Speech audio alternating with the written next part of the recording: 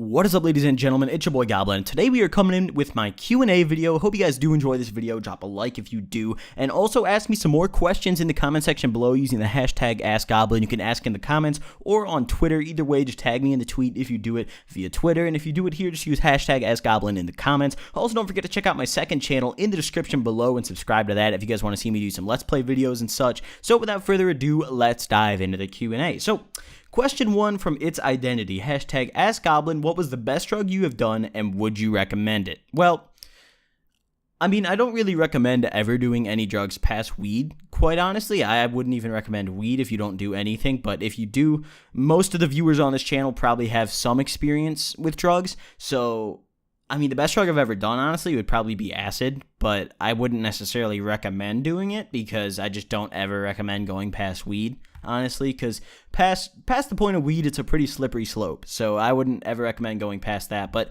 yeah, the best drug I've ever done, probably acid. I fucking love psychedelics. Let's see. Next question from DAOW Hurricane, hashtag AskGoblin, what is the kinkiest thing you've done during sex? Let me think. I mean, I ate gummy bears out of a girl's vagina one time. That was pretty interesting.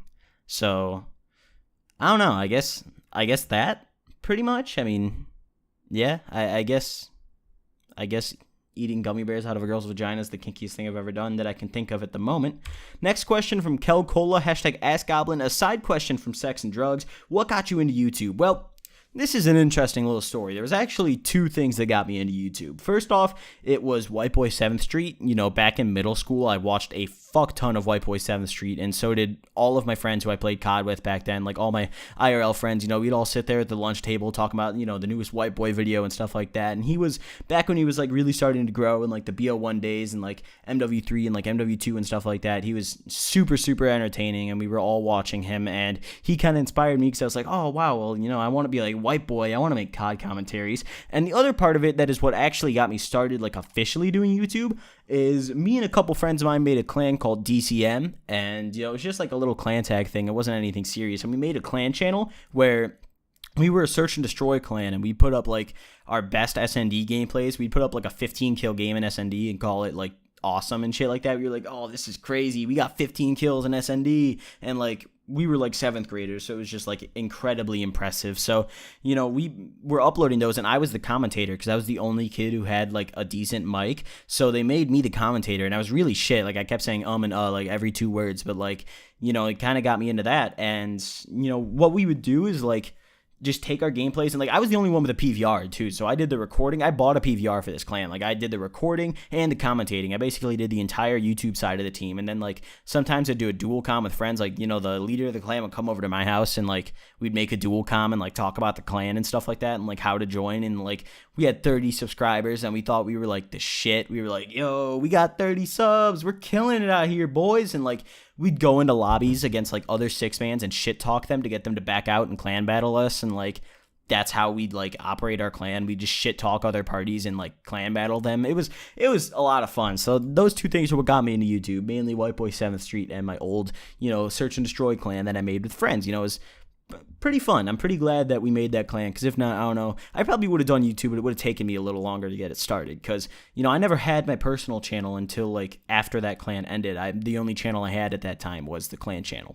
Next question from TapX Ace, hashtag AskGoblin, how long have you been doing weed? How old were you when you tried it? When did you start to see insane growth on your YouTube? Where's the best place to hide / conceal the smell of weed? Well, I actually haven't been smoking for a super long time. I've only been smoking since I was like 15, and, you know, I started seeing a lot of growth on YouTube really after, I mean, when I first joined AMP, I was seeing some good growth. Like I hit 1K when I was in AMP, I'm pretty sure, but when I really started to grow was when I joined Doom. When I joined Doom back in like May 2014, my numbers just fucking skyrocketed. That's when I started to see a lot of growth. But, you know, now I'm pulling more views than I ever have before because of my daily upload. So I feel like my growth is about to surpass, you know, the growth I was having when I was in Doom, which I'm really looking forward to. And the best place to hide / conceal the smell of weed. Now, it depends how much you have, but if you have anything over like a quad, one thing I would recommend is do not fucking hide it in your room. So many people hide their drugs in their room, and it's stupid. You are asking to get caught. You are asking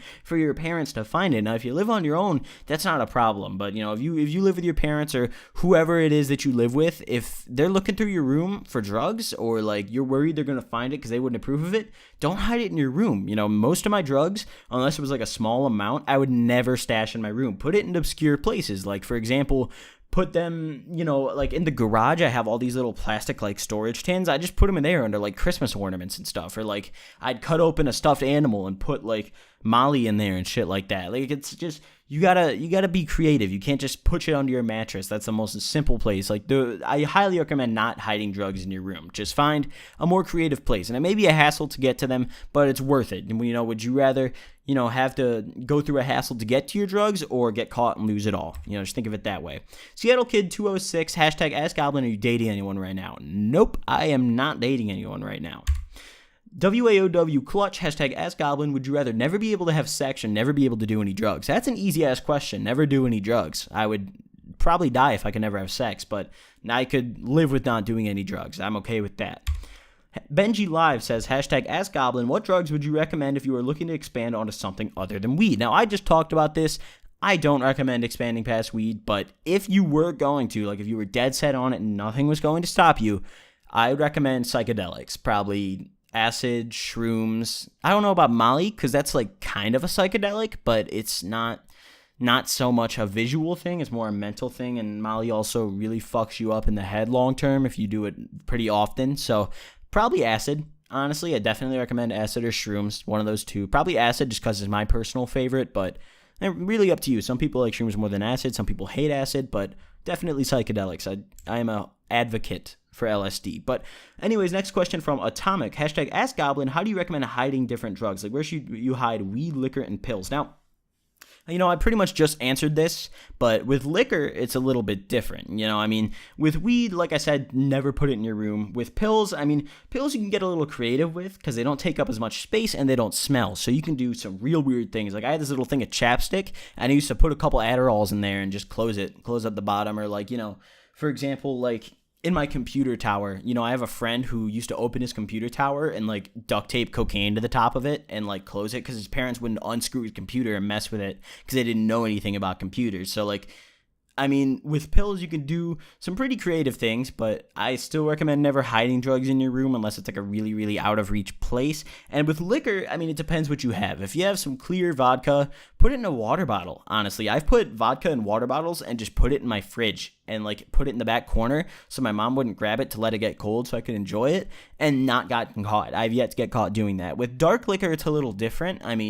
You can get away with, like, it depends. If you want to stash it somewhere, liquor's kind of a bitch. I definitely recommend pouring it out of the glass bottle and, putting it in like water bottles or something and then disposing of the glass bottle, because hiding those bottles, they make noise. They're a bitch. They're just not fun to hide. So, with liquor, just always dump it out of whatever container it's in and put it in water or a water bottle or just some container that is less, clunky and noisy than a glass bottle, and then hide it basically anywhere but your room. Just don't be stupid about it. So those are all my questions for today. Hope you guys did enjoy this Q&A video. Drop a like and don't forget to ask me more questions in the comment section below. Thank you guys so much for watching, and I will see you guys next time. Peace.